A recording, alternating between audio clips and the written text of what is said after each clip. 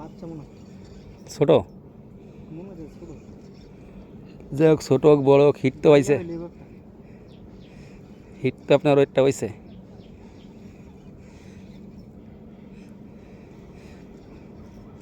তাহলে কেরাঞ্জি ড্যামের দ্বিতীয় হিট নাকি? হুম।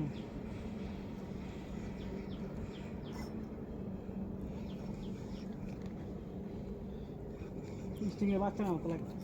শিকারি ঘামে গেছে।